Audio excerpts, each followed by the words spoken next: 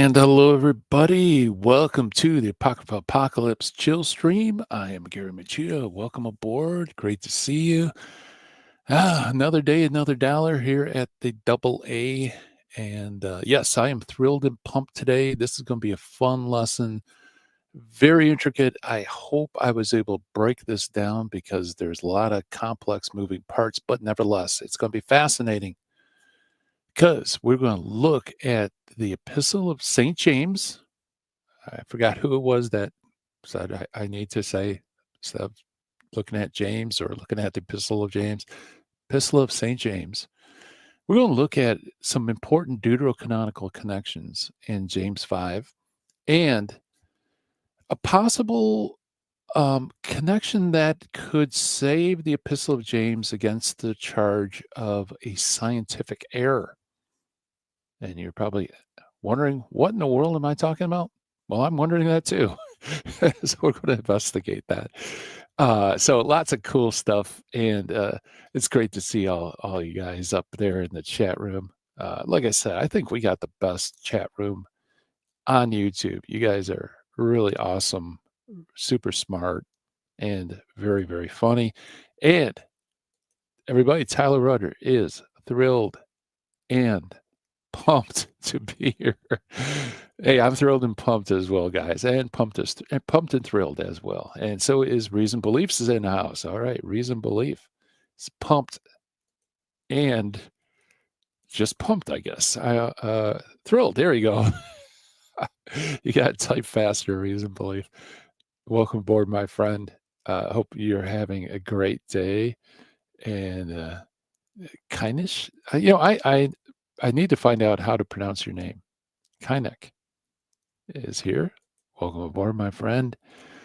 And Bernadette, welcome aboard. Good morning from ZA, which is don't ask me to think this early in the morning. It's 3:30 a.m. here in the Detroit area. New Zealand, right? Is that correct? Correct me if I'm wrong. I'm caffeinated, but my brain is still asleep. No audio. Can you hear me okay? Okay. Whew. Scared me for a second. Somebody said no audio in the chat room. Okay. Good. Yeah, I hate that when it happens. South Africa is ZA. Huh. Well, hey, welcome aboard, South Africa. St. Bernadette in South Africa. Because you are a saint for being here and subjecting yourself to my chatter. Loud and clear in South Africa, guys. Just say Kenneth. It's an old form of the name. Oh, okay. I have no idea how to pronounce medieval Celtic names either. Okay. So Kenneth. Okay, Kennick. Okay. Yeah, that makes sense. I'll go along with that. That's pretty cool. Hey, everybody, Joey Esto is in the house. Welcome, Joey. Salam al-Masih to you as well. Love the channel, brother. William and Sam as well. Yeah, they're awesome. I think I'm going to do a team stream with William today. He was supposed to be on yesterday. I don't know if you caught the team stream yesterday.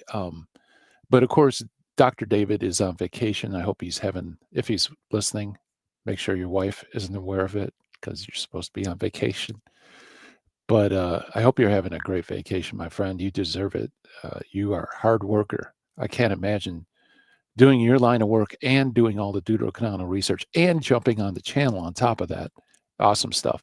But anyway, it was about half hour before the team stream yesterday, and I got a text from William saying, can't do it, my friend.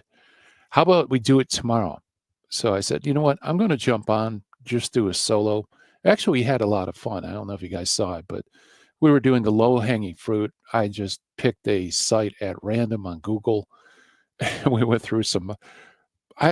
The argumentation was so bad, I don't even think it qualifies as an argument. It's more just like a puff piece about just, it was a pastor responding to a request as to why the Apocrypha is not in the Bible. And the response was basically, go back to sleep. Nothing to see here. Just move along. It's not inspired scripture. So it was actually a lot of fun going through and trying to find an argument in the, like 3 or 4 paragraphs of this website. And so, so I had a lot of fun by myself on the team stream. So I was a team of one. But I got to text William once it's, we moved from the ungodly hours to the godly hours, i.e. when he's awake, and find out whether we're going to get on today. So we might do a team stream today. We might not. We'll leave it up to the Lord.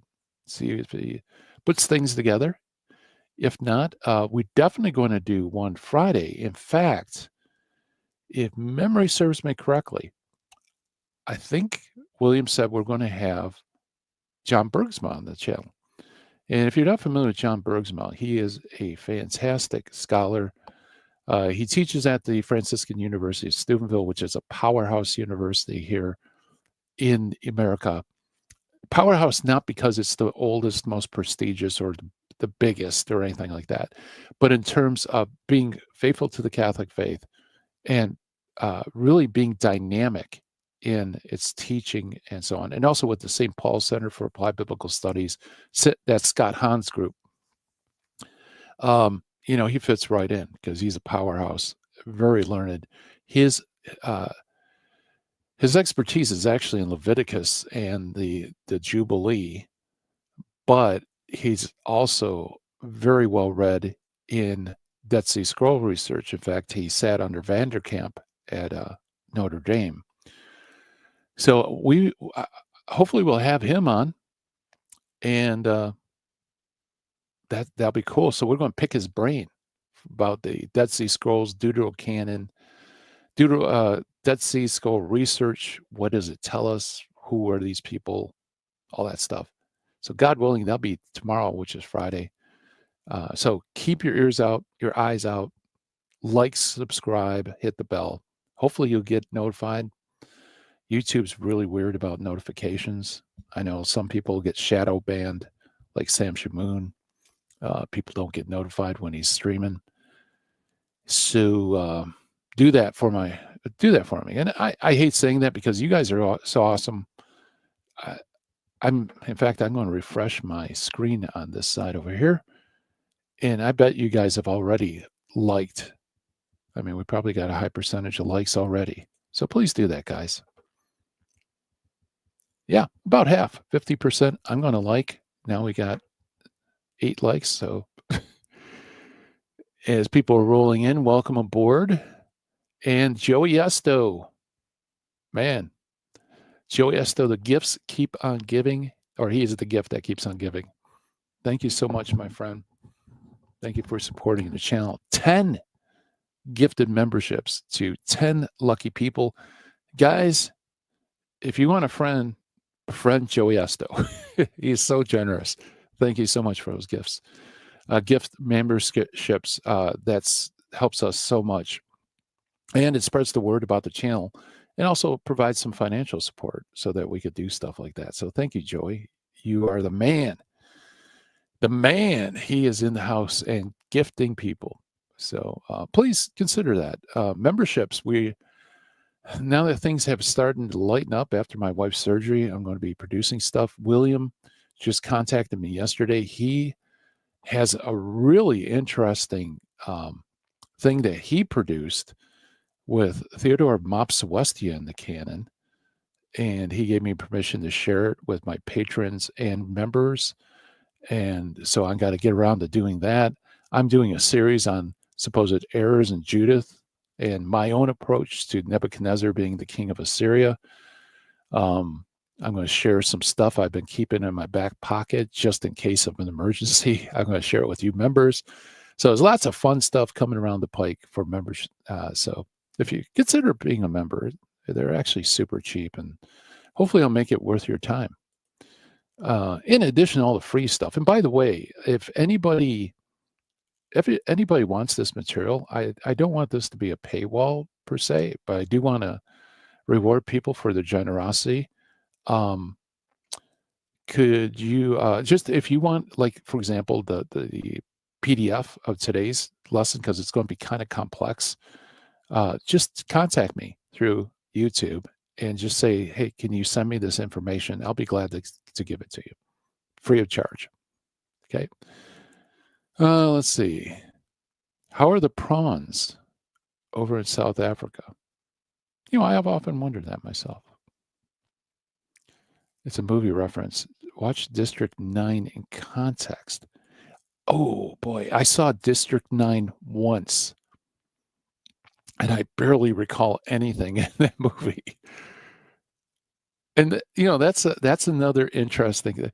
So I believe we have prawns here in America, but I think we also call, I think what you call prawns is also shrimp. It's called shrimp here. Boy, my brain is just not awake this morning. Oh, yeah, shadow banned. I was shadow banned too for a while. Yeah, I've heard about that. Hey, our good friend SoCal Preston is in the house. Greetings, brothers and sisters. Yes, he's living in paradise in Southern California. And talk about thrilled and pumped, guys. Reason Belief, good friend of the channel. If you're go over there, show some love, subscribe, hit like the bell, do that stuff. Plus, Reason Belief also, there was an interview with David and myself.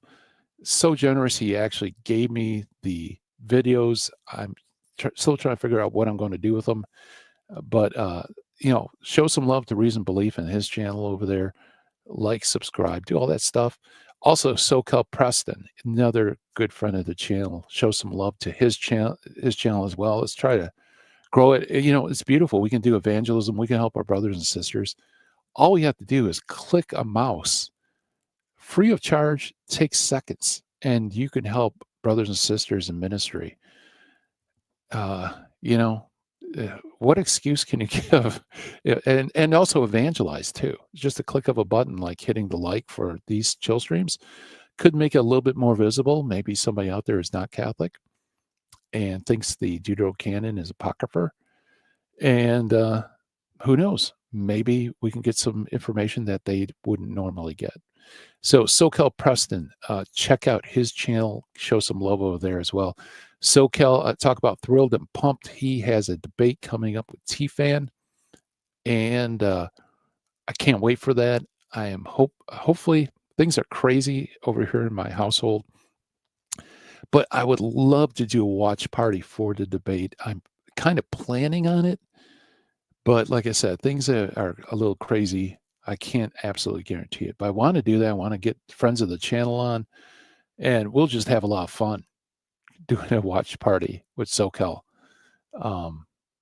So that's coming up. SoCal, remind me. Let's see. That's next month. Is that correct? We're already at the end of August. So like my months are getting messed up. So please, SoCal, if you could, in the chat room, remind me of the date so I could tell everybody, put it on their calendar.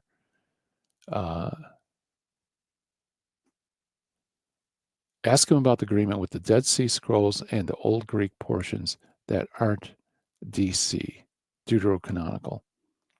There's definitely implications, even though the additions are not in manuscripts. Yeah, absolutely. Absolutely. Just remind me, though, because my memory, especially here when it's so early. Let's see. I'm just going through there's a lot of chats. Prawns are the robots. Are they? I don't remember. I remember watching it. I remember it was kind of cool. And District 9, Joey Esto says, boring as hell. Maybe that's why I don't remember most of it. Okay, there you go, guys. Put this on your calendars. September 20th.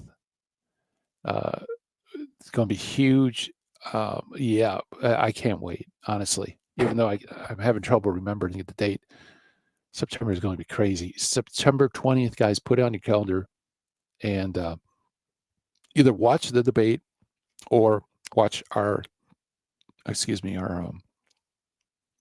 watch party. Come join us, and we'll have a lot of fun.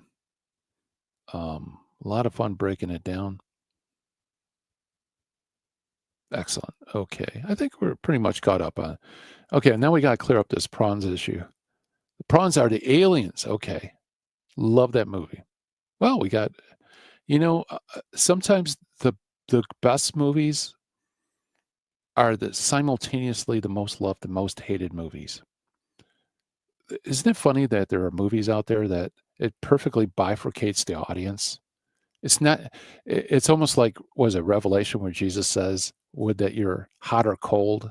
He doesn't like the lukewarm. Some movies are like that. It's either you absolutely love it or you absolutely hate it.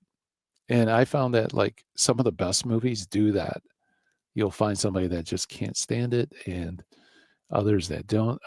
By the way, SoCal Preston shared the link. And guys, like I said, go to SoCal's channel along with Reason Belief and the other friends of the channel as well. Like James, Divine Mercy Apologetics has great stuff. Of course, Sam Shamoonian channel is awesome. Show love to Sam. And Patristic Pillars with William. Share the love, guys. It's like I said, it's a click a button, takes a second, doesn't cost you a penny. And you could help brothers and sisters in ministry. Okay. Now, let's see. I think we're good to go as far as the lesson's concerned. Guys, this one's going to have a lot of moving parts. That's why I'm not going to have the link up in the chat room to join me. Just because, like I said, it's got a lot of moving parts. I don't want to lose people by going on side tangents, stuff like that.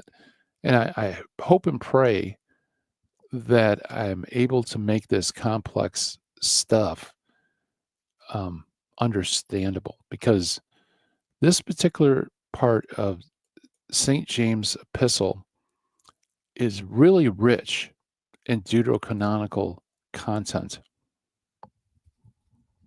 The whole epistle is, but this one in particular, we're going to look at James 5:3, maybe 4, and its connections with Sirach 12:11, Sirach 14:19, Sirach 29:9-10, Baruch 6:23 and 71.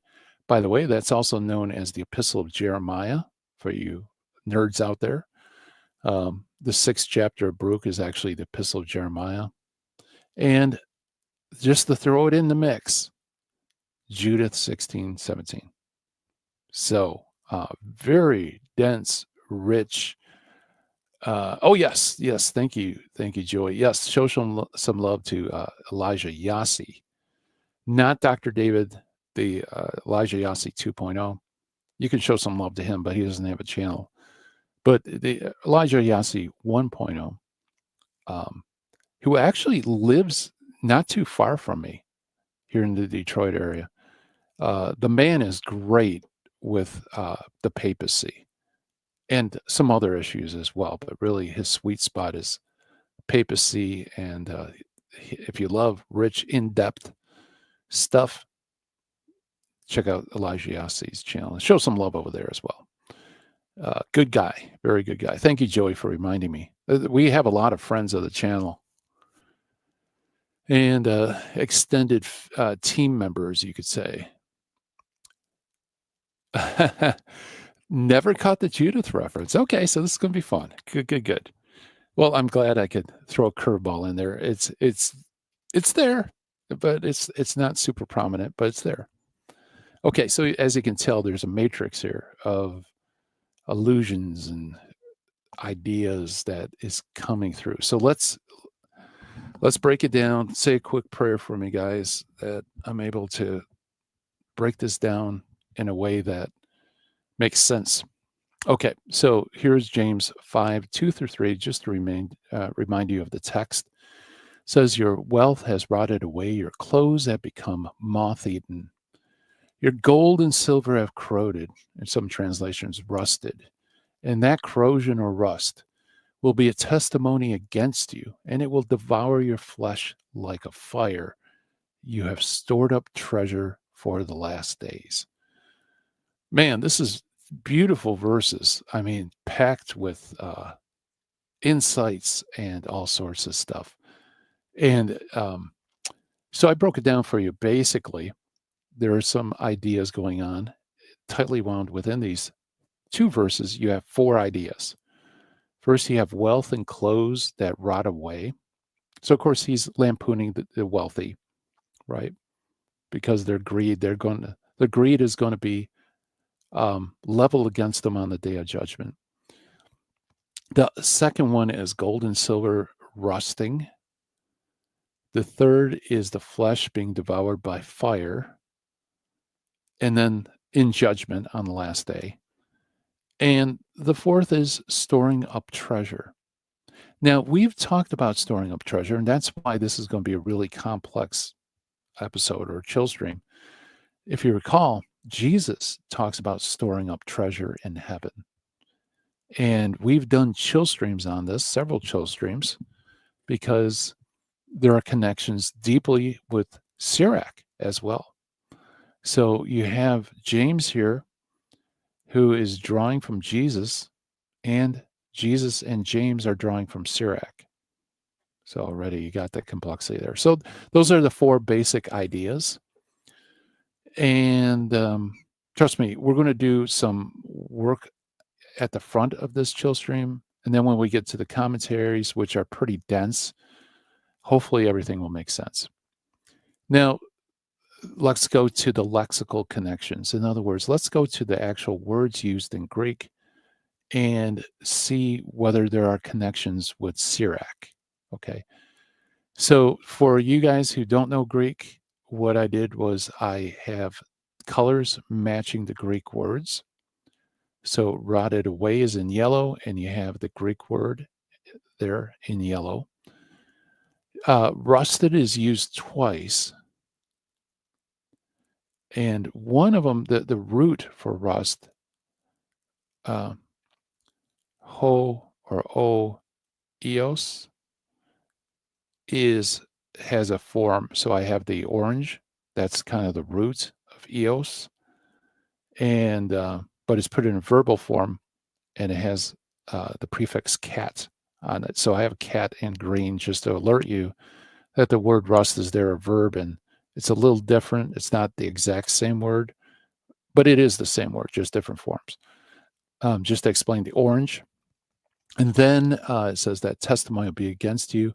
It'll devour your flesh like fire. And actually, flesh and fire should be highlighted as well, but we'll talk about that later. You have stored up treasure on the last day. The word stored up, translated stored up, and I guess treasure is also in there. There's actually one word in Greek, and that's in blue. So those are the lexical connections. And then when we go to Sirach, we find lexical connections. So let's go through Sirach 29, verse 9 and 10. In some translations, by the way, the versification's a little off. So it could be 10 and 11. That's why I have it in brackets. So if you're looking this up in your Bible and you go to 29:9 and it doesn't read right, just continue reading and you'll find it. Okay. Yeah. So let's see. Never caught Judith. It's going to be fun. Gold and silver connection is so strong given AU doesn't, gold. We're going to get to that. Gold doesn't corrupt. Yep. And that is this. You guessed it. You got it, my man. But hold on. We'll get to that. Let's work through this material first, and then we'll get to the firework part. Okay. So you should have said spoiler alert. Okay. So anyway, the word for rust is also used in Sirach along with store up or treasure. It says lay up your treasure against that same Greek word. So Sirach reads, lose your silver for the sake of a brother or a friend, and do not let it rust under a stone and be lost. Lay up your treasure according to the commandments of the Most High, and it'll profit you more than gold. So you actually have silver and gold being mentioned in these two verses. And the whole point of it is, if you have money, if you have silver, you should spend it on a friend or brother. You should use it for good purposes, not for hoarding, not for trying to make yourself wealthy. Okay. And Sirach uses the same point as James, but basically, if you try to hoard this stuff and you're not spending it in charitable causes, it will rust. And Sirach adds, and be lost. In other words, it'll be destroyed. It'll be decayed. It'll perish. Okay. Now, of course, this is metaphorical, but the point is made, right? The idea is, if you don't spend your gold and silver on charitable purposes, you try to hoard it for yourself, it will become not beautiful silver and gold, but it'll become rusty and be destroyed. In other words, earthly treasure doesn't last, right? What does last is heavenly treasure. That's why he says, lay up treasure according to the commandments of the Most High. Profit you more than gold. Okay. Beautiful teaching. And as you can see here, those two key words are being used that are common with James. Another text too in Sirach, which has context with James, is Sirach 14:19. All men's work will perish in decay, and his handiwork will follow after him. So the word decay is used, the same word that James uses. And so here's a little bit more dense PowerPoint for you guys. Hope this doesn't make you blind from all the different colors and stuff. So anyway, 29 has those two words, rust and treasure, with James. So even if you can't read Greek, you can look and see, yeah, that looks like the same Greek word, right? And also Sirach 14:19 talks about rotting or decay, which corresponds to James, which says your riches have rotted and your garments are moth-eaten. That first point. Okay. Now let's talk a little bit about rust. Okay. All right, let's talk about rust. Boy, if that doesn't grip you right there, if there's somebody just popped on the chill stream and they heard the line, let's talk about rust, they're probably going to bug out of here. But we have to talk about rust because that's one of the connections. Okay. So James says, your gold and silver have rusted, and the rust will be evidence against you. Now, the word rust, the verbal form, have rusted. Okay. I want to show you that even though it's a verbal form, it is the same word as rust. So that's why I have this little picture of my logos with all the different lectionaries for you. The word means to become rusty, to become tarnished, to corrode, become rusty, rust, to rust over, to make rusty. I just want to beat you over the head that this word should be translated rust, or it could be corroded, but rust is probably the most typical way it's used. Also, the word there is used only in James in the Greek Bible. So this is what's called hapax legomena, or legomena. It basically is the only time it's ever used in the New Testament. In fact, it's not even used in the Septuagint. So it's a pretty rare word that he turns it into verbal form, rusted. Now, the second word, it says your gold and silver is rusted, and their rust, that second instance of rust, is a different Greek word, as you can see.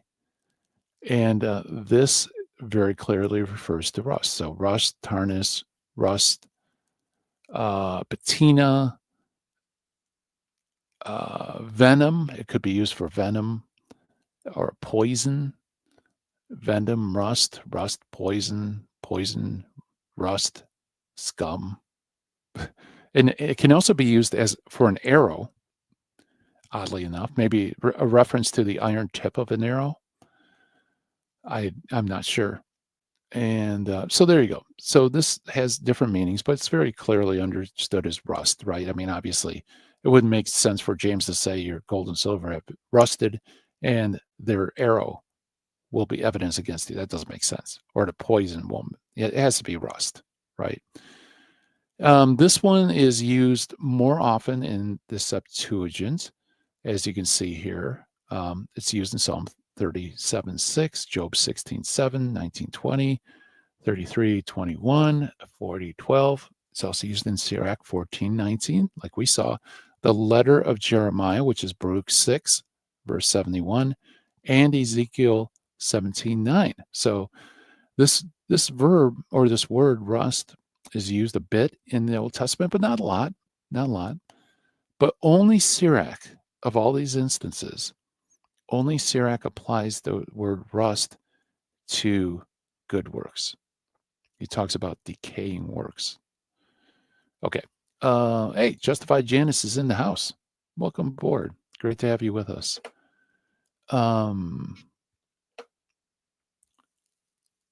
Yeah, yeah, exactly. Yeah. Looks like you had the scroll next to him. Yes, it looks like James used the Deuterocanon, basically. So here we're going to, I've used him a couple of times. Oh boy. So I can't read the first couple of words because my StreamYard has some stuff over it. But basically, Bruce M. Metzger is he passed away. He was probably one of the foremost textual critics out there, Protestant. And, he did a lot of good work. He did a book called The Introduction to the Apocrypha, which is very good. By the way, you can get it free on Archive if you want to check it out. I wouldn't recommend buying this book because I would say somewhere around 80% of the book is just looking at the text of the stuff. So if you don't know the books and you want like an overview of the Deuterocanon, that would be helpful. But it's only his sections on the reception that have for me, that's worthwhile. So this is from it. And he points out that many other parallels of thought and language between the two books, that is, James and Sirach, the following are indubitably points to James' familiarity with the work of Jesus, the son of Sirach. So it's indubitably true that James knew Sirach, according to Bruce M. Metzger. The New Testament author addresses the wicked rich, quote, "Your gold and silver have rusted, and their rust will be evidence against you, and it will eat your flesh like fire," James 5:3. The Greek word translated here, "will be rusted," occurs only twice in the entire Greek Bible. In this verse, in Sirach 12:11, where it refers to a metal mere tarnishing. Moreover, the Greek noun, which is translated rust in James, occurs nowhere else in the New Testament with this meaning. But it appears in a verbal form in the passage where Sirach addresses the rich of his day. And this is, "Help the poor man for the commandment's sake." Then it continues, "Lose your silver for the sake of a brother or a friend. Do not let it rust under a stone and be ruined." Furthermore, only in these passages throughout the entire Bible and the Apocrypha does the figure occur of rust affecting unused silver and gold. That's a very important point. Let me repeat that. Furthermore, only in these passages throughout the entire Bible and the Apocrypha does the figure occur of rust affecting unused gold and silver. In view of all this, it is hard to doubt. So Metzger is saying you have to really try hard to produce a doubt about this. That's how firm it is. That both the simile and the verbal expression of it in Epistle of James were derived from Ecclesiasticus, i.e. Sirach. So he says, you would have to try really hard to deny this connection between Sirach and James. And trust me, people do. So how much stronger can you make it, right? Now, going to Kenneth's or Kenneth's, or is it Kynec? That's going to throw me off now. I'm going to call you Kenneth, okay? To your point, this is where things get very interesting because gold and silver doesn't rust, okay? Non-ferrous metals do not rust. Don't believe me? Google it, okay? In fact, gold and silver are non-ferrous. That is, they don't have any iron content because what it is iron oxidizes, and that's where we get rust. It's iron oxide. So you don't have to be a whiz at chemistry. You guys know what rust is, right? So iron things rust, and things that have iron rust. But gold and silver are non-ferrous. They don't rust. So, hey, good morning, Amanda. Welcome aboard, or good evening, wherever you are. So silver actually does not rust, but it does tarnish. It does oxidize. But it does so. It reacts to sulfur compounds, apparently. Or maybe it doesn't oxidize. I shouldn't speak. I'm lousy at chemistry, so I shouldn't speak to this. I'll just read this. It reacts to sulfur compounds. Gold is a noble metal and resistant to corrosion, oxidization, and tarnishing. Yes. So gold, if you have a periodic chart of elements, you'll notice it's in the noble aspect of it. Namely, it doesn't react very well. It doesn't combine with other things nicely. So this raises a problem, a potential problem, a potential difficulty. Okay. Because James says your gold and silver have rusted, but science says gold and silver doesn't rust. So what's up with that, right? Now here, interesting enough, is where the Deuterocanon comes to the rescue, because the Deuterocanon provides a biblical basis to understand this phrase of James as being proverbial and not making an assertion. Okay. And we'll get to that. I'm actually getting ahead of myself. But so here's the problem, guys. Let's see. The accusation strikes me as semi-literate. Yeah, oxidization cannot be a criteria for a definition of ancient document. They didn't know about oxygen. Yeah, I know. But nevertheless, the point is made, though, right? Gold and silver doesn't rust. Now, the response usually is this, and I think this kind of points to what you're saying here. The response usually given to resolve this tension is that it is not the gold or silver that rust, but rather the ferrous impurities it contains. And gold and silver in antiquity often included such impurities. In other words, the refining process of gold and silver, the smelting, I guess it would be, wasn't perfect in the ancient world. And so it wasn't pure gold or pure silver. Maybe it had some iron elements in it.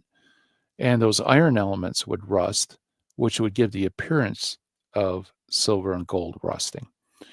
And I did a Google search. I was trying to find an example of such a thing. And so this photo is just for illustration purposes. It's not germane to what we're talking about here necessarily. I just want to give you some visual what I'm talking about. This is actually a gold coin. This is American gold coin. So this is 1800s. Somebody found a bunch of these in a can, and it was like several $1 million worth of gold. And as you can see here, the can, some elements of the corrosion of the can got on the coin. And so the coin looks like it's rusted when it's actually not. Not exactly a good illustration, but I just wanted to give you some sort of visualization. So I needed to put that disclaimer out so you guys don't say, hold on, that's not true, blah, blah, blah. But let's grant the point. Let's say that, yeah, there's impurities and the impurities rust. So therefore, silver and gold in ancient times could be said to be rusted. Okay. In fact, this is the point made by Loanita. Now, this is kind of unusual for a lexicon because lexicons are basically there to give you the meaning of the words, not to give you a defense of things. Yet Loanita actually does it in this case. So I think this is interesting because it shows Loanita feels the tension created here and it needs to speak to it, even though it's a lexicon, right? So Loanita says the substance resulting from a slow oxidization of metals, rust in the case of iron, and tarnish in the case of gold and silver. Rust, tarnish, and that gives the Greek. Okay. Your gold and silver will be covered with tarnish, and the tarnish will serve as a witness against you, which is kind of interesting because that's not what it says in the Greek. It doesn't say covered with tarnish. It just says have rusted. Okay, so interesting. A Greek lexicon is giving a very paraphrastic interpretation of the Greek. And it continues, it says, pure gold is not affected significantly by oxidization, but much of the gold in the ancient world was not pure, and therefore oxidization and the resulting tarnish did take place. However, notice how it says tarnish, it's not using rust. However, in most languages, it would be inappropriate to speak of rust as occurring with gold and silver. Hence, that's why they're not using it, right? If there is no satisfactory term to indicate the deterioration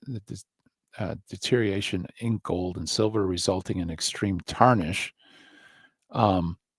is made possible to translate James 5:3 as your gold and silver will be ruined and it will serve as a witness against you. So technically, is this a good solution? Well, I think if you have a skeptical person, an atheist, they would not really feel very satisfied with this explanation. After all, technically, even with their explanation that they give, the things that become rust isn't the gold or silver. It's the impurities that become rusty, or as they put it, tarnished, right? Um, and then there's also the fact that James isn't speaking about particular, like he doesn't say your gold pieces or your, uh, gold coins, right? He's not being that specific. He just says gold and silver. Much more general. So James is really saying, because the silver and gold aren't pure. I mean, is this really what he's saying? Because your gold and silver aren't pure, they become and not polished. There'll be a judgment against you. That seems really weird, right?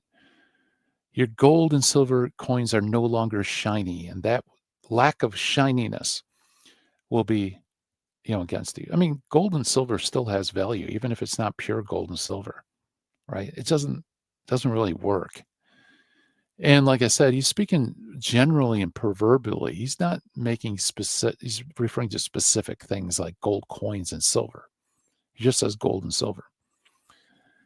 And so it's just hoarded material in general that ultimately is worthless because, it's the things of this world. So I grant the point that gold and silver in ancient times weren't pure, that they could have included some elements like iron that would rust and give the appearance of rust, but it just doesn't seem to fit James. James seems to be talking more generally. It doesn't make sense that, it's not shiny, therefore it's a judgment. It doesn't, nothing, it just doesn't make sense to me. I don't think so. And also, here's a thing to throw in the mix. I don't know how I found this, but I found it. But even the letter to Diognetus, which, by the way, is an apostolic father. This was written right after the first century. Okay, so it's an extra biblical document, but very close to the time of the apostles. Letter to Diognetus recognizes a distinction between silver and iron and rust. Let me read this just so you can kind of understand. So notice his line of thought, right? It says, is not one a stone like that which we walk, another bronze, no better than the vessel? He's talking about idols. Another bronze, no better than the vessels which have been forged for our use. Another wood, already rotten. Another silver, needing a man to guard it against theft. Another iron, eaten by rust. Another earthenware, not a whit more comely than that which is supplied in the most ordinary service. Are not these, now notice what he says, are not all these a perishable material? Were they not forged by iron and fire? Did not the wood carver make one? Brass founder another? Silversmith another? The potter another? So this is a polemic against idols, right? But notice he lists the things that are perishable. But notice for silver, he doesn't say, does not silver tarnish or get destroyed or is corrupted? No, the problem with silver is, don't you have to get somebody to guard it because somebody might steal it, right? But notice the very next line, he goes to iron and he mentions it being eaten by rust. So it shows that even in ancient times, the perishableness of silver wasn't tarnish, like it's more theft. And it's distinguished from the corruptibility of iron becoming rusty. Okay, not a big point, but I just want to point out that the ancients weren't quite that dumb to say, oh, well, silver becomes worthless because it gets tarnished, right? Or gold because it has these elements that get corrupted. It doesn't seem like Diognetus made that connection. Yeah, cankered means corroded or corrupt. Yep. So I just want to point also that the words here are rust, and everybody recognizes it. You could have corrosion, and that's because they don't want to emphasize the problem here, right? Because it doesn't really make sense in a literal sense. It doesn't make sense. Proverbially, it makes perfect sense. So here I give you all the translations. Go to Bible Hub. You could do the same thing. You have two instances of rusted and rust. So you have all these translations that do it just as it says in Greek, rusted and rust, covered with rust and rust. So here we have again, they want to solve that tension by saying, no, it's not the gold and silver that's rusted. It's what's covered with it that becomes rusted. So you have the Weymouth, the Good News Bible, so on and so forth. Eaten away in canker with the Darby Bible. Rotten and rusted with the Young's Literal Translation. I forgot what the LSV is. Tarnished and rusted, it's Lambda, so that comes from Sirach. Corroded and corroded. You have NIV, New Literal Translation, English Standard Version, New King James Bible, Amplified Bible. So they opt for corrosion just to avoid the whole idea of rust. And then you have the older versions that have cankered and rust, like SoCal Preston pointed out. For those who aren't familiar with the word cankered, we don't really use it a lot today. Cankered means corroded or corrupted. And you have all these. So these are generally like older Bibles. But notice you can see the tension there even in the translations, right? They're trying to move away from the idea of rust. So they opt for corrosion or covered with rust, something like that.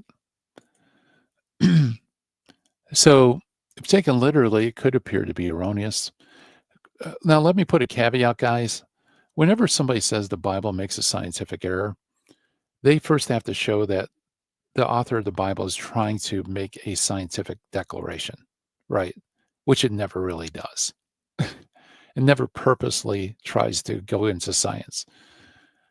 So, the burden of proof is really they have to show that he's trying to talk about metallurgy here. And of course, as Sirach points out, he's not, right?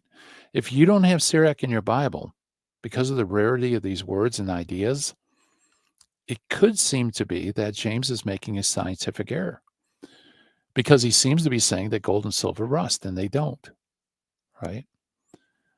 But if your Bible has Sirach 29:11 or 10:11, which supplies a symbolic or a proverbial sense to this idea of these noble metals becoming rusty, then the tension disappears because James is basically using wisdom literature, i.e., Sirach, in the proverbial sense that's used there, and is applying it in his epistle, right? So the Deuterocanon comes on the white horse to save the day.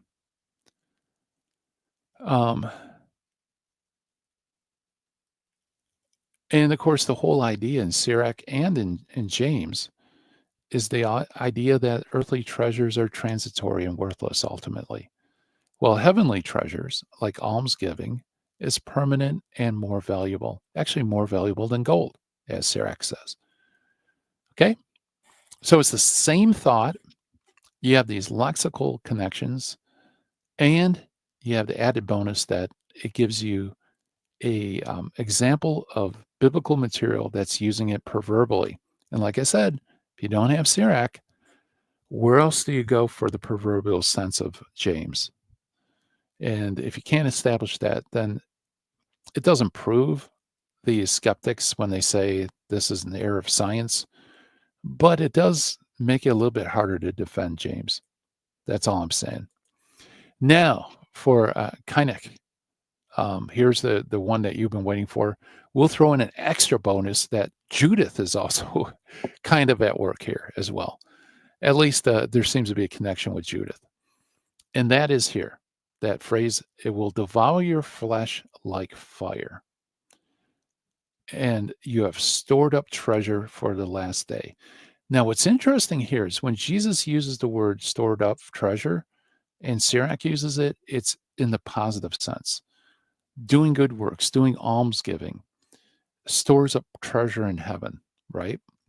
That's positive. So that at the day of judgment, you have merit, right? You have reward.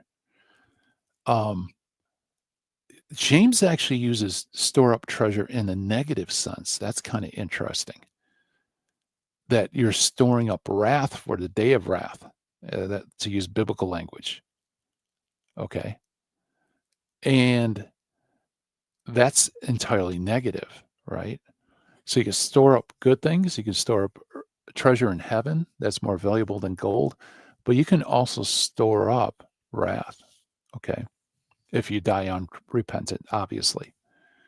And he likens the last day of judgment, this treasure that's stored up against the rich, that it will devour your flesh like fire. Now, where in the Bible do you find anything about the last day of judgment where flesh will be consumed by fire? Well, I'm glad you asked, because if you turn to Judith 16:17, you find just that. Woe to the nations that rise up against my people. The Lord Almighty will requite them. In the day of judgment, he will punish them. So both of them are talking about the last days, the day of judgment, right? So you have that connection. They align thematically. He will send fire and worms into their flesh, and they will burn and suffer forever. Sounds a lot like James, that it will devour your flesh like a fire. So very cool stuff, huh? So, hey, I feel like I achieved something. I actually brought up something that some of you didn't know. So, hey, I feel good about myself. I actually did something today. Okay. So as you can see, there's a whole matrix going on here of deuterocanonical thought, text, language being utilized in the Epistle of St. James. Okay. So just going back to our original slide, remember how I said there's 4 ideas expressed in 2 verses? The wealth and clothes are rotted away.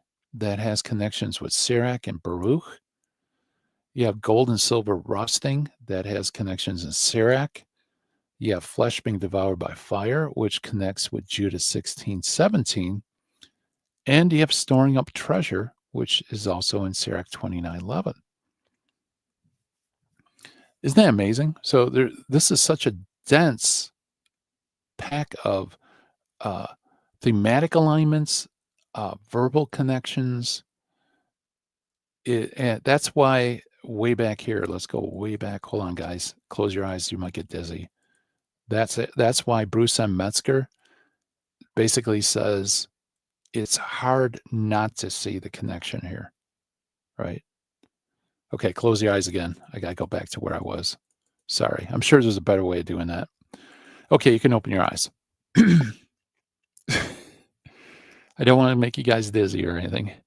Okay, so let's go to the Protestant commentaries, shall we? Now, I know we did a lot of groundwork in this episode, and that's because the Protestant commentaries are a bit dense. So hopefully, when we get to the commentaries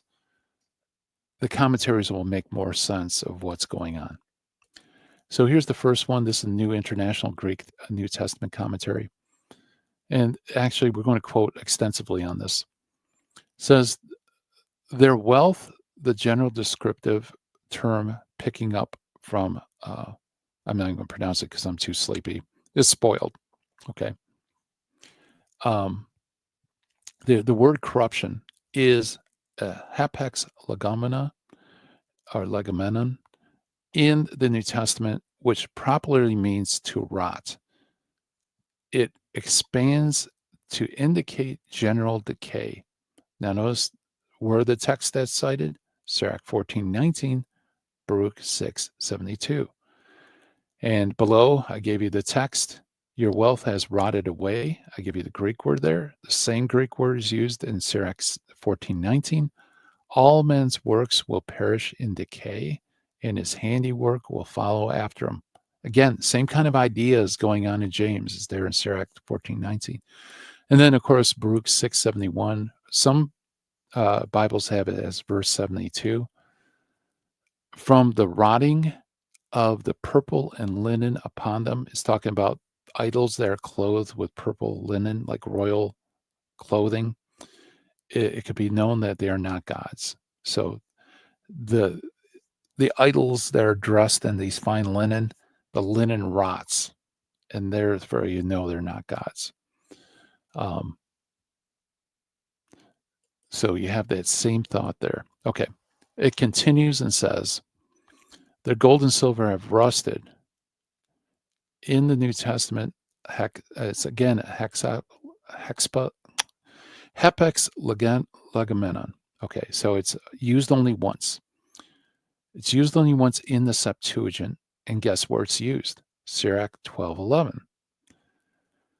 It is likely that the last two terms make specific the more general first term, for money and garments are the traditional forms of wealth in other than land.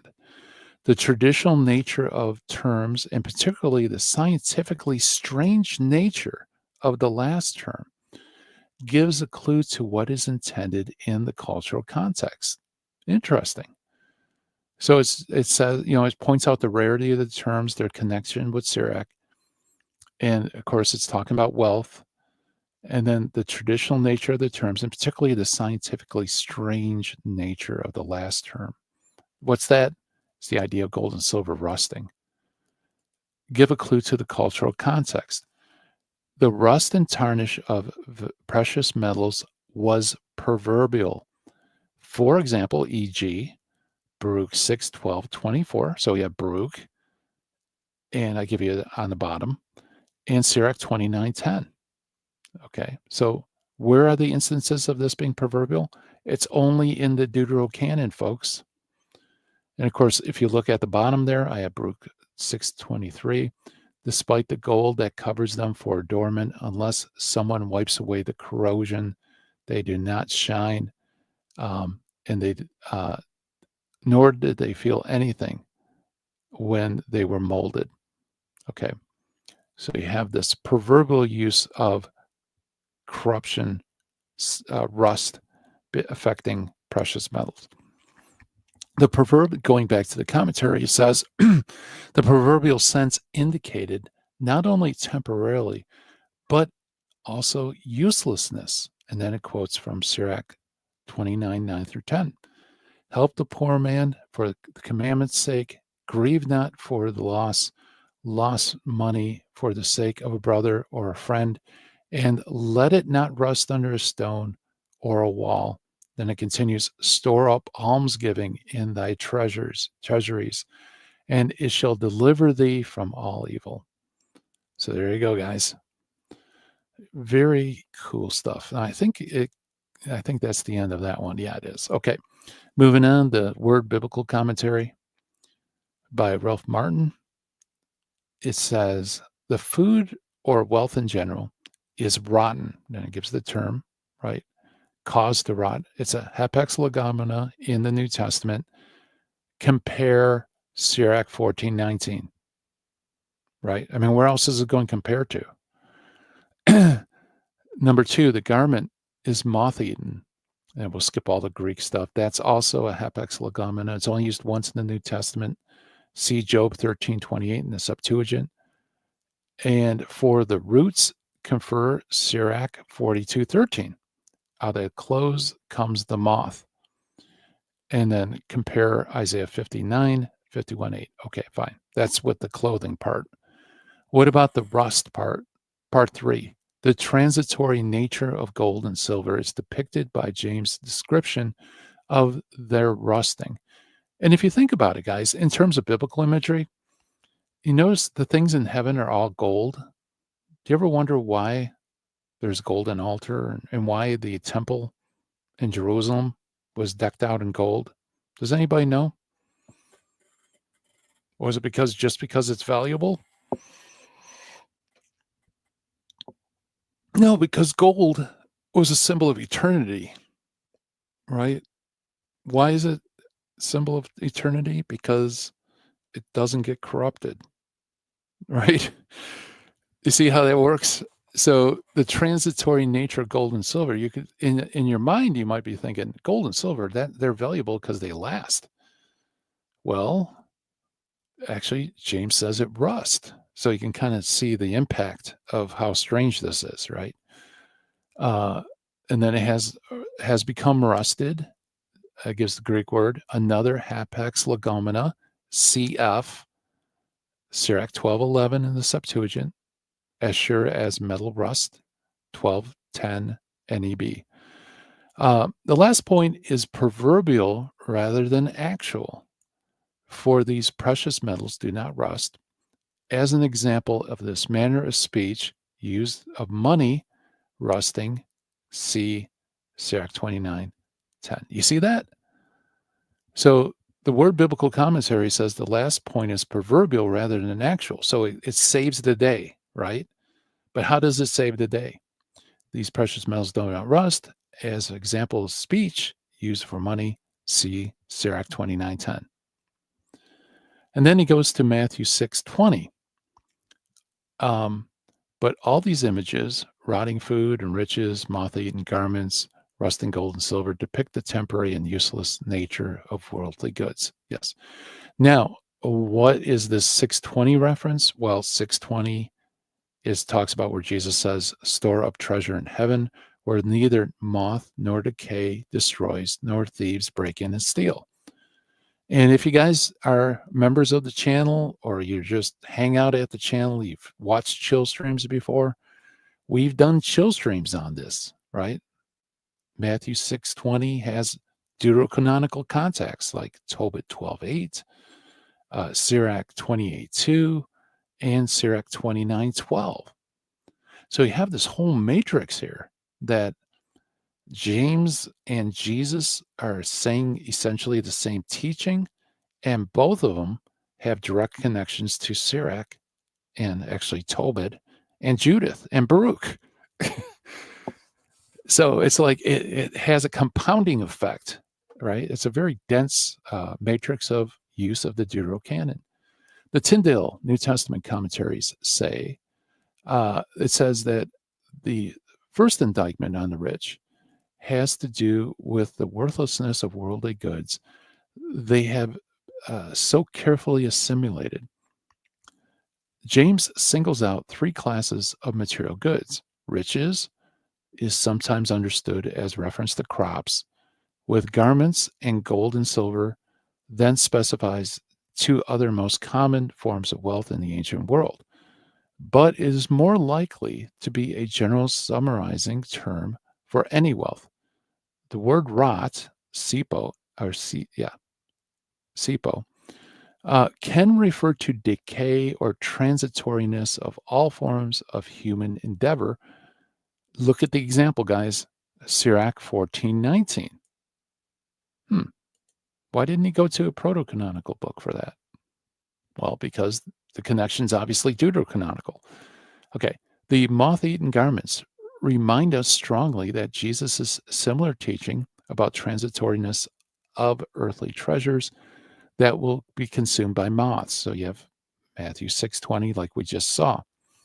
James' reference to the rusting of gold and silver has sometimes been taken as an indication of his impoverished background, since, of course, these precious metals cannot, in fact, rust. But the word rust, ios, was already being applied to gold and silver.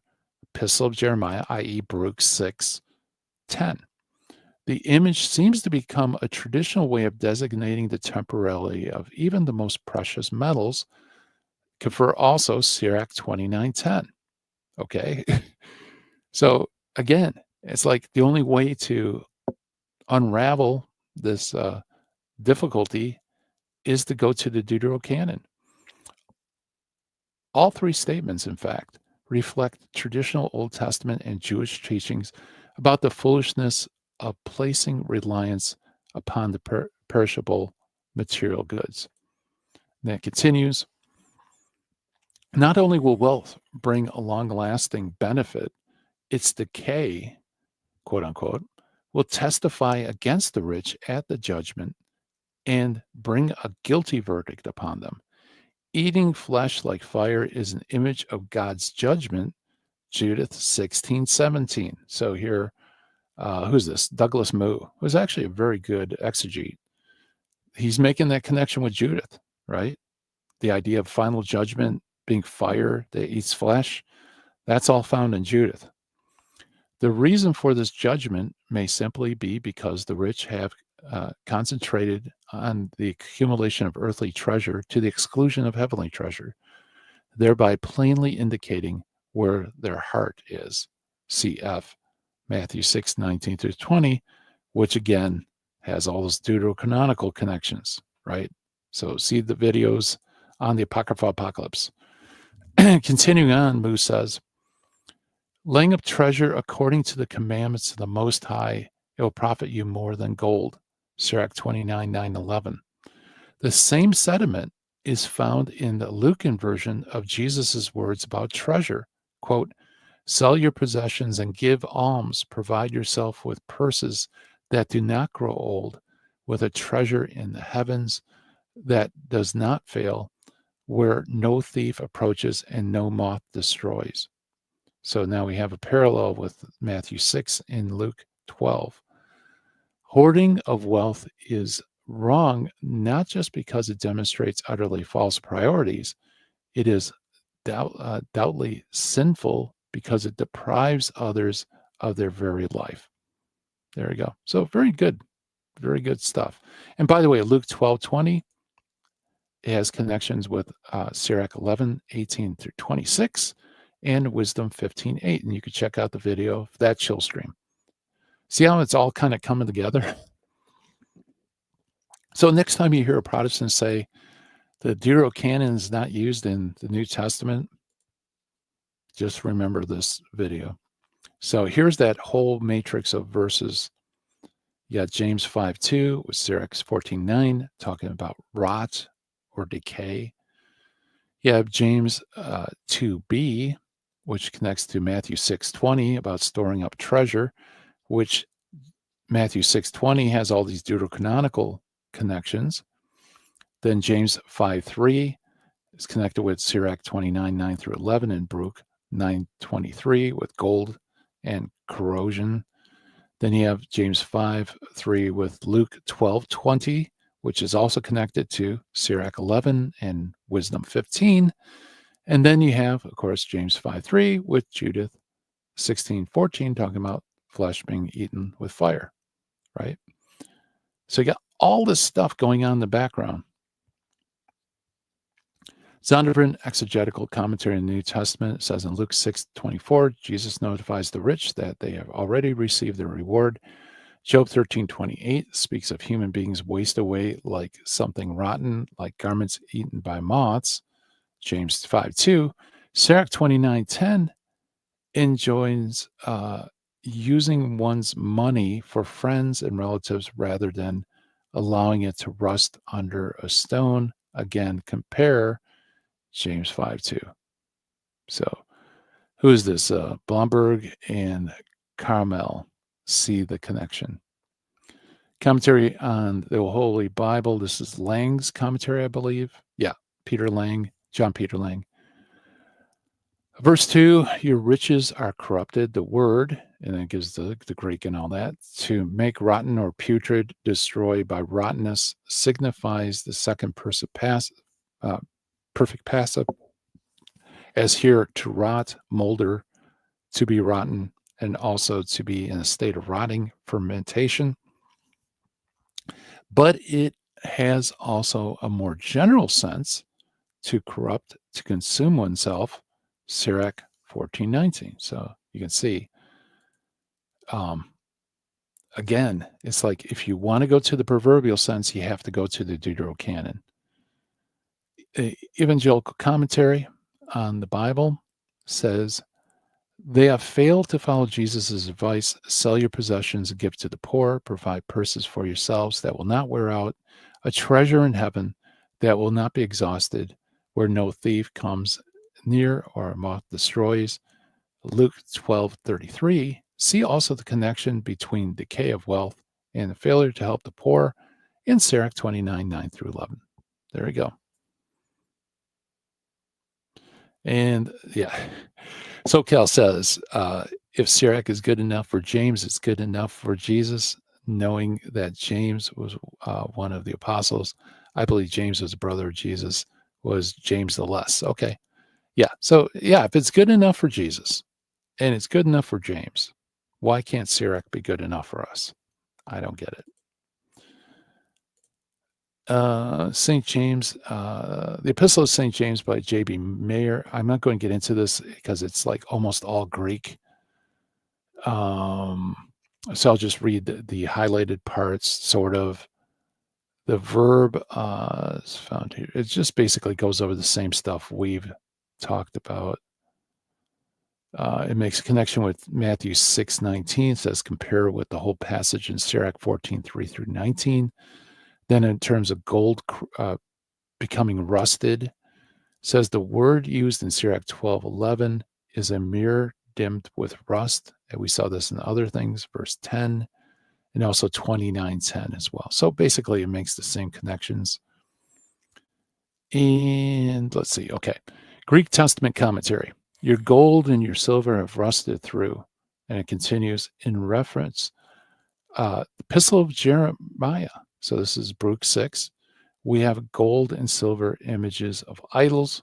Rust, happening generally to metals, is predicated of gold and silver without care for exact precision. So that there is no need to seek out some interpretation which would make to become rusted true of gold as that, and then it quotes the scholar, copper vessels plated with gold are intended.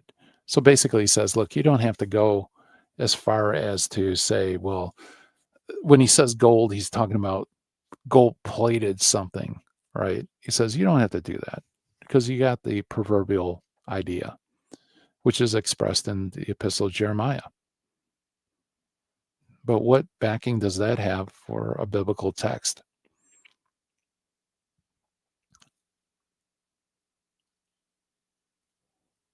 Yeah, that's true. That would be today's idiom, right? Yeah, good point. Let's see. Moving on. Biblical knowledge background commentary says, "Is in the last days that you have stored up your treasure." The idea of storing up treasure is addressed by Seneca as he objects to the evil greed manifest in the desire to add the state to the state, evicting the neighbor either by buying him out or wronging him. And then it gives moral epistle 90:39. Also see Psalm 21:9, Judith 16:17, Sirach 12, Sirach 29, and also 2 Baruch 23:7. Not very helpful, but nevertheless, he makes that connection.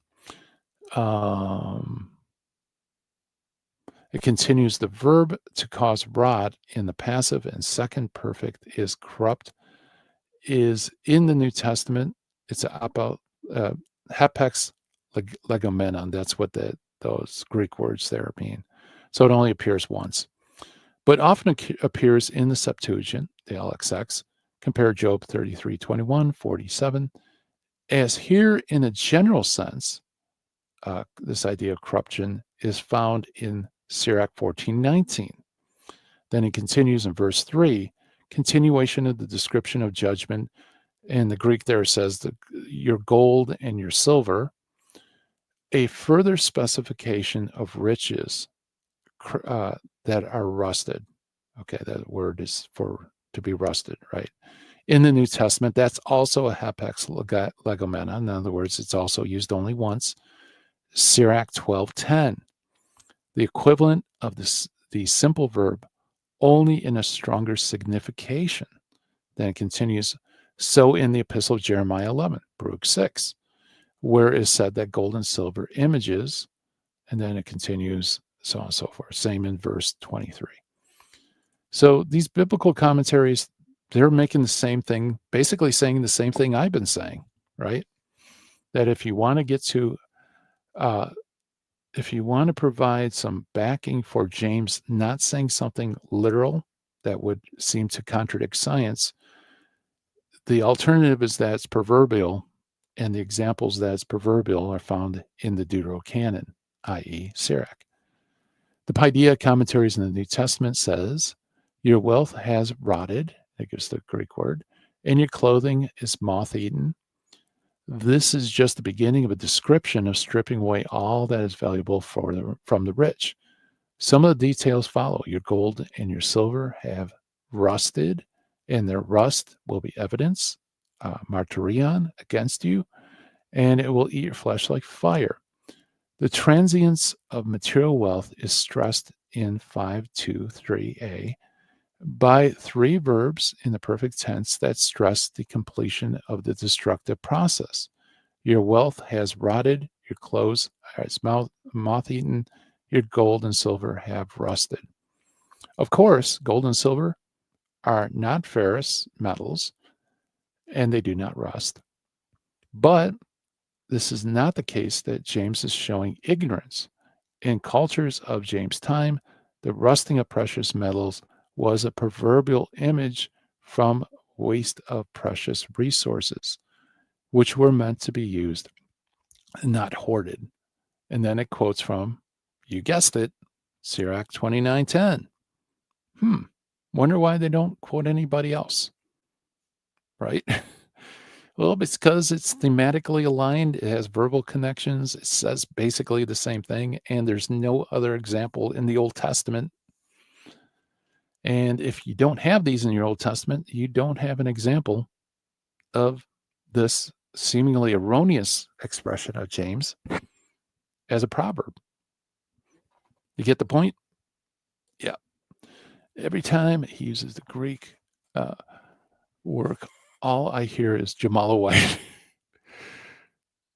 The Greek word. What's the Greek word? Is it a specific word that triggers you, Joey? I'm just curious. I'll try to avoid it. Or I'll try to imitate James White, make it worse for you.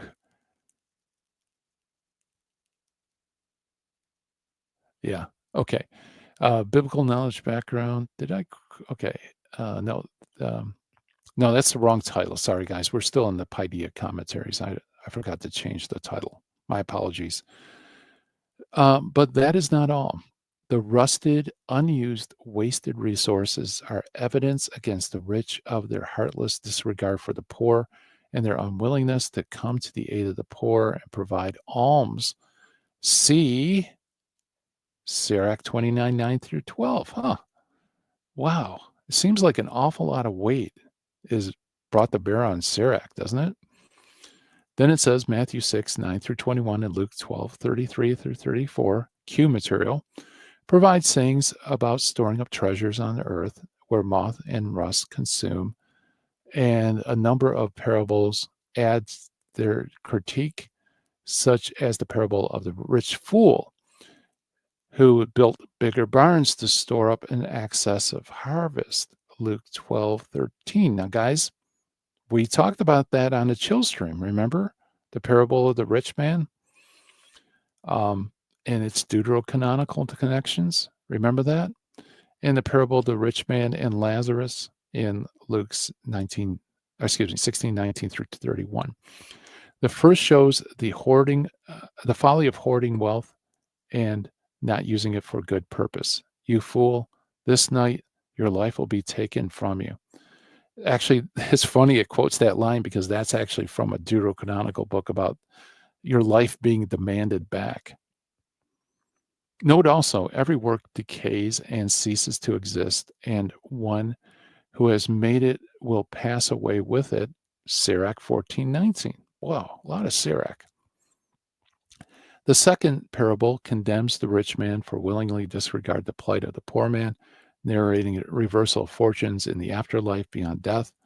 The fate of the rich man is described in Luke 16:22 through 28. He is in torment, in agony and flames, his tongue hot and dry, and Lazarus is in paradise in Abraham's bosom. This image of torment with flames seems to be a variant of the notion of rust, wasted resources eating at the flesh like fire. Yeah, maybe, but we saw Judith actually maybe makes a better connection. But yeah, we'll grant him the point. For James, hoarded wealth was wasted. It is evidence of the heartlessness of the rich. The dissolution, rust, will fuel the fire of their torment. Okay. Finally, SoCal Preston's favorite book and mine, one of my favorites, is The Use of the Apocrypha in the Christian Church. This is available free on archive too, guys. Although I think it's really the beginning of the book that's really filled with gems. The rest of the book, less so, but it still has some good material. It says, Shur, in his history of the Jewish people, so it's talking about Emil Shur, states that, quote, there are unmistakable reminiscences of it, i.e. of Ecclesiasticus, i.e. Sirach, in St. James. So Shur says, yeah, there's reminiscences of Sirach. And then it goes on to quote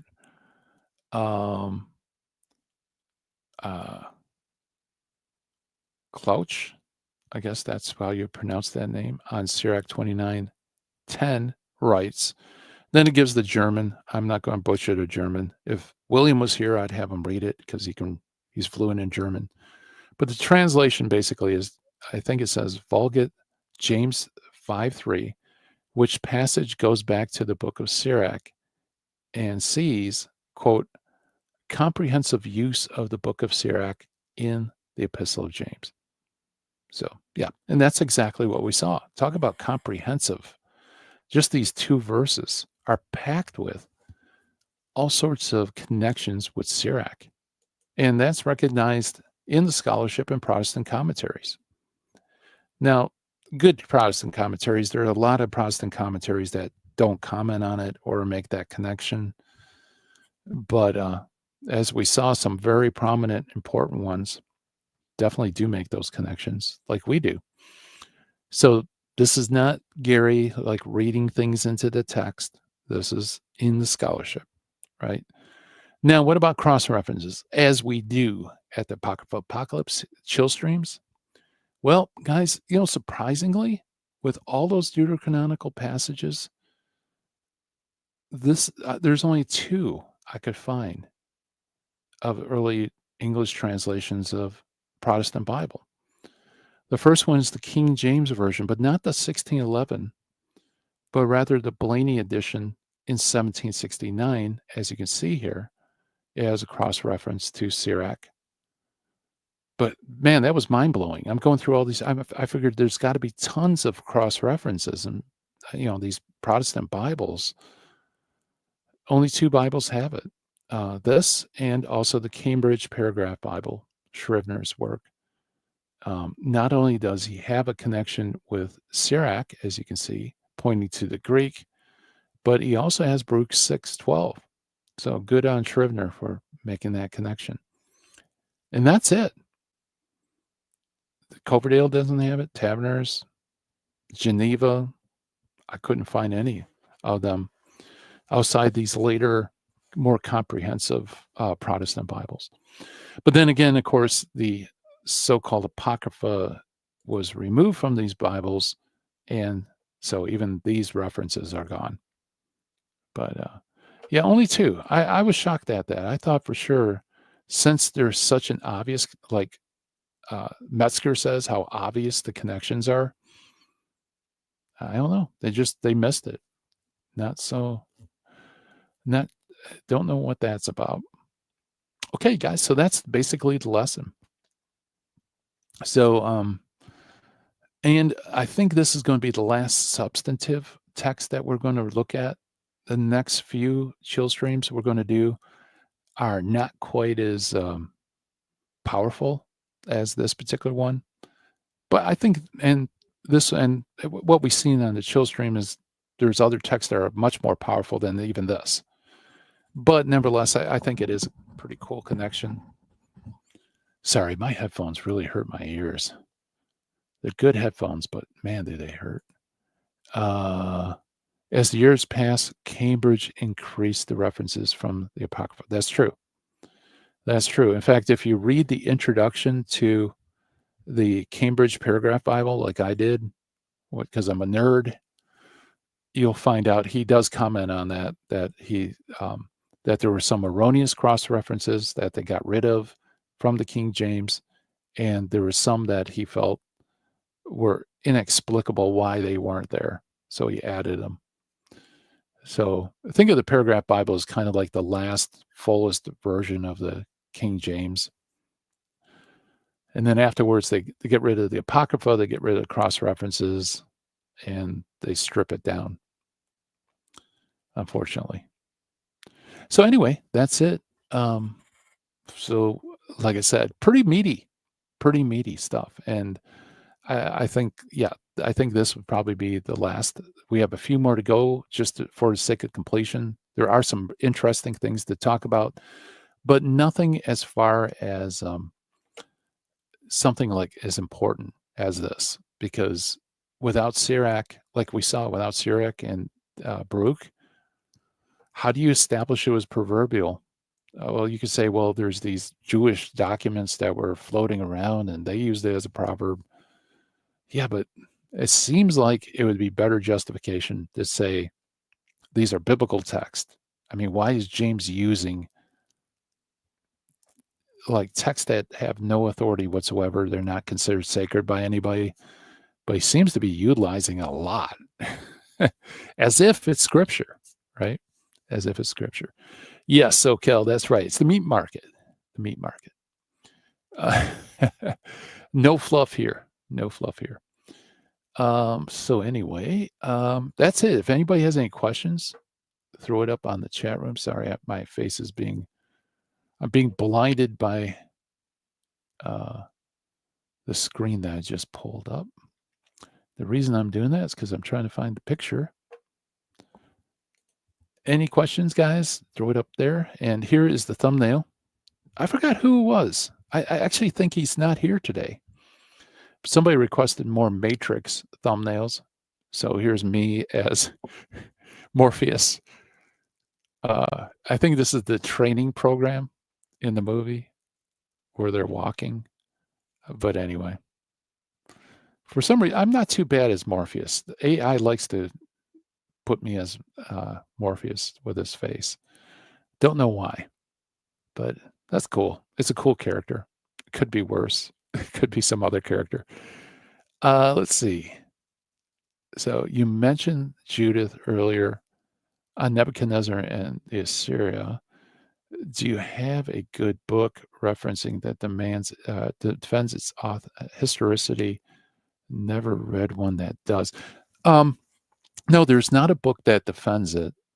There are commentaries and stuff online that hasn't been published that defends it. And there's a number of different defenses that can be made. But stay tuned because David Zavaris is working on his presentation. Like I said, David's approach and my approach are complementary, but they're from different angles. So my approach is, well, you'll see it on the members screen, but you've heard some of it before. Like my approach is, this is a fool's errand, and to even claim that there is an error in the Deuterocanon, and I go through all that, and then I show there's proto-canonical precedents for some unusual things like Nebuchadnezzar being the king of Assyria. And if it's fine for if proto-canon, the books that Protestants accept, why isn't it okay when the Deuterocanon makes similar remarks that cause tension? And I'll show you those texts and everything on future members' screen. So, guys, if you want to support the ministry, by the way, please consider being a member. It's not that expensive, actually, and you'll get a whole bunch of really cool stuff. Plus, you help us to keep going and devote all this time and effort to share this information with people that really need it. So, enough of the commercial. Morpheus from the Matrix. Awesome. Thank you. Let's see. Janice assumed he's shambles. Okay, so that's it's always taken as a transparent allegory.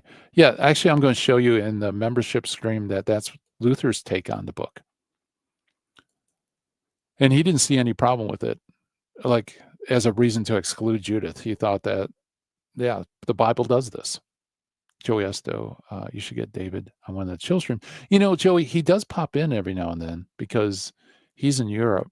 So it's, I think you're, guys, Europeans, if you could help me here, I believe it's, what time is it for you? Is it morning or is it, no, it'd be evening, right?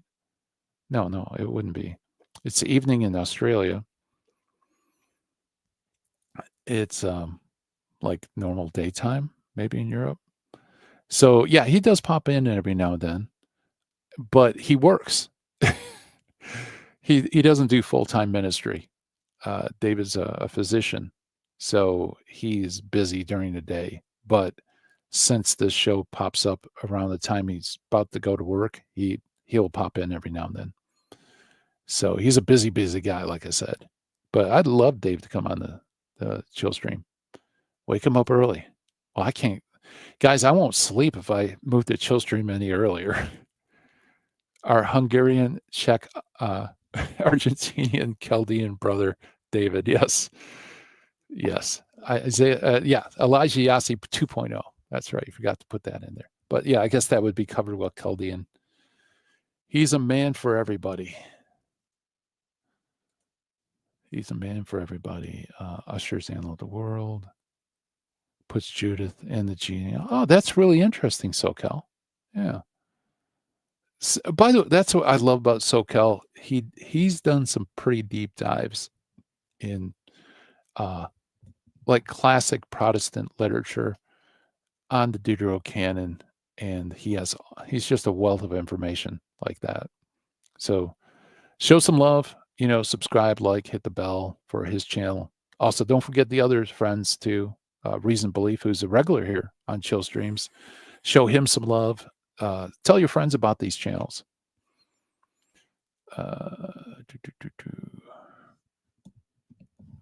I'm just quickly going through here. I don't see any questions.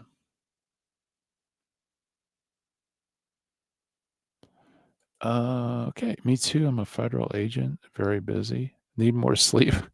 but love your content. Hey, thank you, Lino. I appreciate that, my friend. And yeah, we're both sleep deprived, but that's awesome that you're here, and I truly appreciate it. Really do. Uh, oh, Shambles came from. Okay. So guys, I think that's it. I think we're done. One thing remains, as we do here on the chill streams, because the weird time that we do it on, and the dry content as well.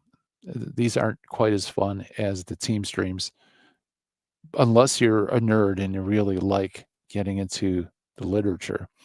Um, as we do, we have a secret word so you guys can flex in the chat room, show everybody that you made it through a chill stream. So we got to think of the secret word.